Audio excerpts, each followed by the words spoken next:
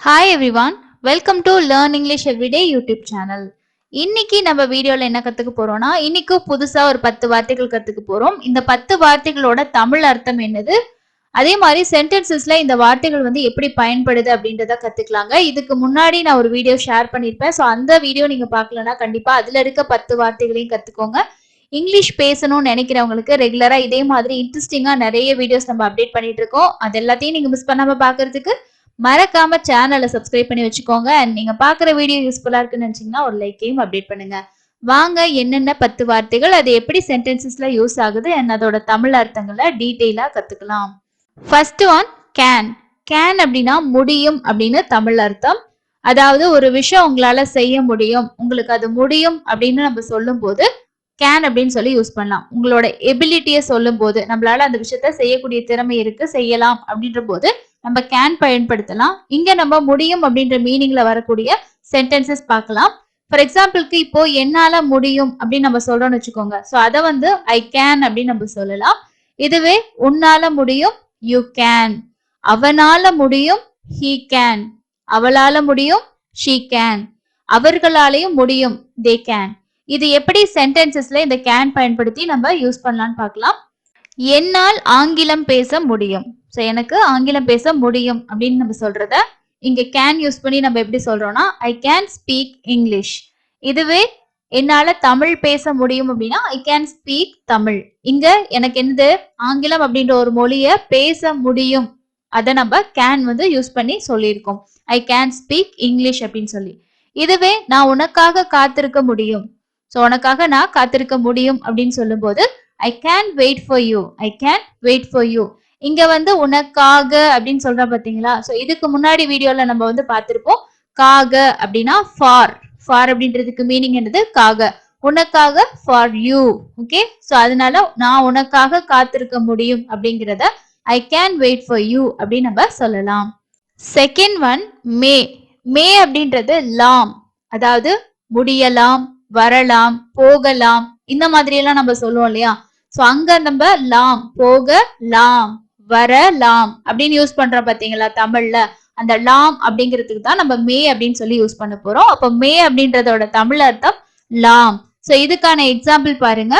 First one அவன் வரலாம், அதாவது அவன் வரலாம் அப்படின்னு நம்ம சொல்லுவோம் இல்லையா? அவன் வரலாம், வராமலும் இருக்கலாம், ஆனா வரலாம் அப்படின்னு சொல்லும் போது நம்ம இங்க மே யூஸ் பண்ணலாம். வர்றதுக்கு என்னது? கம்.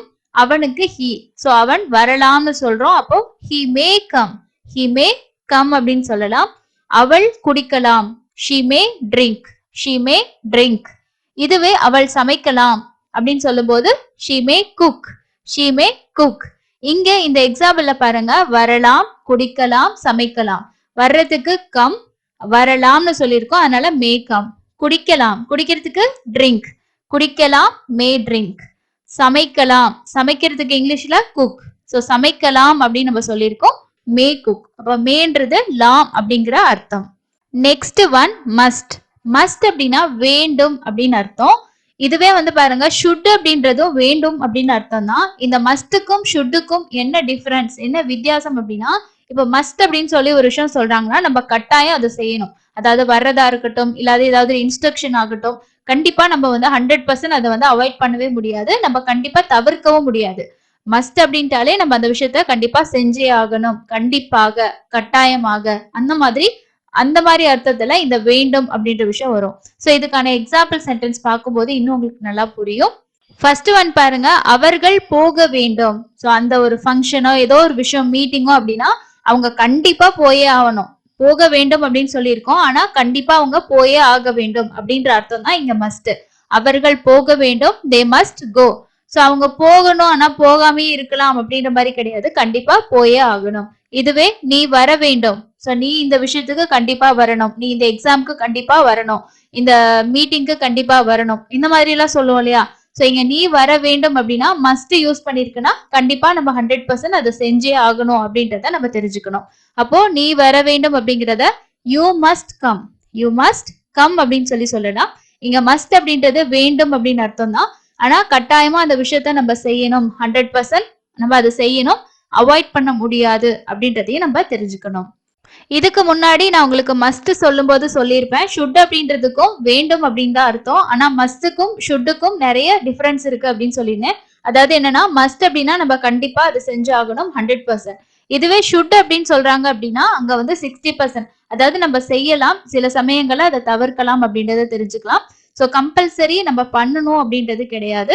ஷுட் அப்படின்றதுக்கு மீனிங் வந்து வேண்டும் தான், மஸ்ட்டுக்கும் வேண்டும் தான். ஆனா மஸ்ட்டுக்கும் ஷுட்டுக்கும் என்னன்னா மஸ்ட் கண்டிப்பா செய்யணும், ஷுட் அப்படின்றது செய்யலாம், சில வேளைகள்ல தவிர்க்கலாம்.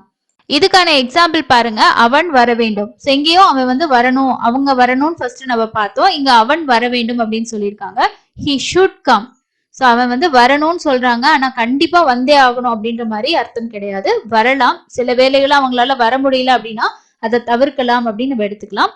இதுவே அவர்கள் விளையாட வேண்டும். They should play. They should play. So இங்க ஷுட் அப்படிங்கிறதுக்கு வேண்டும் அப்படின்றது தான் அர்த்தம்.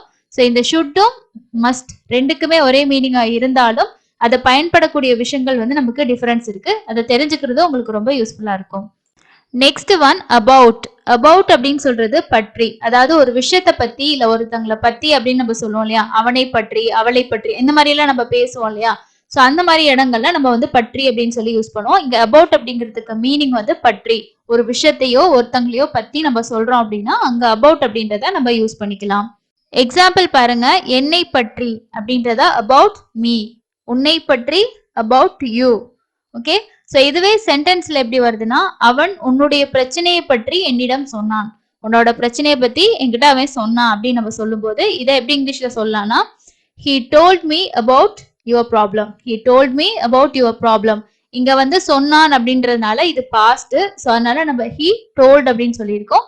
அவன் வந்து என்ன சொன்னான், உன்னோட பிரச்சனையை பத்தி சொன்னான். ஸோ அப்போ about your problem, உன்னுடைய பிரச்சனையை பற்றி என்னிடம் சொன்னான். about your problem. இங்க about அப்படின்றது பற்றி அப்படின்ற மீனிங்ல வந்து வருது. Next one above.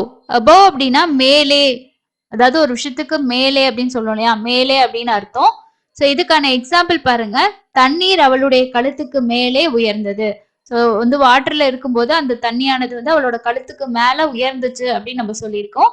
இதை வந்து இங்கிலீஷ்ல நம்ம எப்படி சொல்லலாம்னா, the water rose above her neck.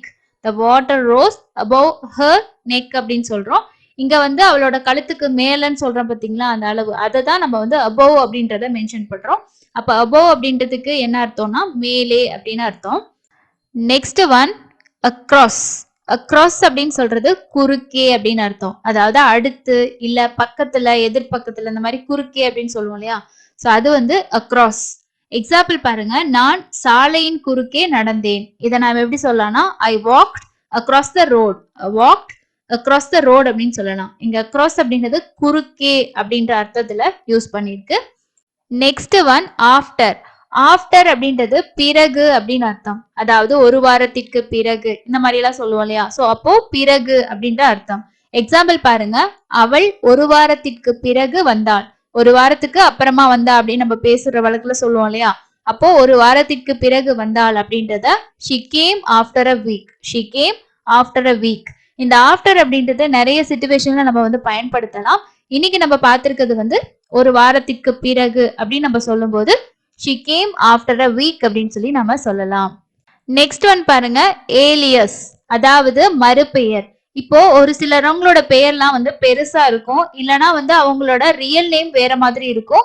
ஆனா அவங்களுக்கு நிக் நேமோ இல்ல அவங்கள கூப்பிடுறது வேற ஒரு பேரா இருக்கும். ஸோ அதை வந்து மறுபெயர் அப்படின்னு நம்ம சொல்றோம். அதாவது ஃபார் எக்ஸாம்பிளுக்கு ஒருத்தவங்களோட பேர் வந்து ராமச்சந்திரன் அப்படின்னா அவங்களோட பேரை ஃபுல்லா அவங்க ராமச்சந்திரன் எல்லாருமே கூப்பிடாம ராமுவோ இல்லைன்னா சந்திரன் இந்த மாதிரி கூப்பிடுவாங்க இல்லையா. ஸோ இதை நாம வந்து மறுபெயர் ஏலியஸ் அப்படின்னு சொல்லி சொல்றோம். ஸோ இதுக்கான எக்ஸாம்பிள் பாருங்க. ராமமூர்த்தியின் மறுபெயர் ராமு. ஸோ அவரோட பேர் வந்து ராமமூர்த்தி, ஆனா வந்து அவர் எல்லாரும் என்ன கூப்பிடுறாங்க, அவரோட மறுபெயர் ராமு அப்படின்னு சொல்லி தான் கூப்பிடுறாங்க. இதை இங்கிலீஷ்ல நாம எப்படி சொல்லலாம் அப்படின்னா, ராமமூர்த்தி ஏலியஸ் ராமு. ராமமூர்த்தி ஏலியஸ் ராமு அப்படின்னு சொல்லி சொல்லலாம். இதுவே அசோக் குமாரோட மறுபெயர் அசோக். அசோக் குமார் ஏலியஸ் அசோக். அதாவது இங்க என்ன சொல்ல வரோம் அப்படின்னா, அவரோட ரியல் நேம் அசோக் குமார் தான், அவரோட மறுபெயர் அசோக். ஸோ ஏலியஸ் அப்படின்றது மறுபெயர் அப்படின்னு அர்த்தம்.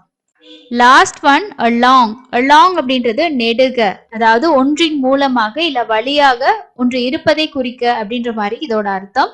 அதாவது இப்போ ஒரு வழி சொல்றோம், இல்லைன்னா அந்த வழியாகவே வாங்க அப்படின்ற மாதிரி எல்லாம் நம்ம சொல்லும் போது along அப்படின்னு யூஸ் பண்ணலாம். எக்ஸாம்பிள் பாருங்க, நீங்கள் தெற்கு தெரு வழியாக சென்று இடதுபுறம் திரும்புங்க. தெற்கு தெருவோட வழியாவே போயிட்டு இடதுபுறம் திரும்புங்க அப்படின்னு சொல்றத you go along south street and turn left. you go along. So இங்க நீங்க தெற்கு தெரு வழியாக அப்படின்னு சொல்றாங்க பாத்தீங்களா, அதுதான் you go along south street and turn left அப்படின்னு சொல்லியிருக்கோம். ஸோ இந்த 10 வார்த்தைகள்ல உங்களுக்கு ஆல்ரெடி தெரிஞ்ச வார்த்தைகள் எத்தனை அப்படின்றத கமெண்ட்ஸ்ல சொல்லுங்க. இது போல இன்னும் நிறைய வேர்ட்ஸ் உங்களுக்கு கத்துக்கணுமா, இன்ட்ரெஸ்ட் இருக்கா அப்படின்றதையும் கமெண்ட்ஸ்ல ஷேர் பண்ணுங்க. அப்பதான் நிறைய விஷயங்கள் ஷேர் பண்றதுக்கு எனக்கும் ஒரு மோட்டிவேஷனா இருக்கும். அண்ட் இந்த வீடியோ யூஸ்ஃபுல்லா இருந்துச்சுன்னா ஒரு லைக் பண்ணிட்டு என்ன அப்டேட் பண்ணுங்க. அதே மாதிரி இன்னைக்கு நம்ம கத்துக்கிட்ட இந்த வார்த்தைகள்ல உங்களுக்கு தெரிஞ்ச சென்டென்சஸையும் மறக்காம கமெண்ட் செக்ஷன்ல ஷேர் பண்ணுங்க. எத்தனை பேர் கரெக்டா ஷேர் பண்றீங்க அப்படின்றத செக் பண்ணி பார்க்கலாம். அடுத்து இன்னொரு இன்ட்ரெஸ்டிங்கான யூஸ்ஃபுல்லான லெசன்ல மீட் பண்ணலாம். தேங்க்யூ.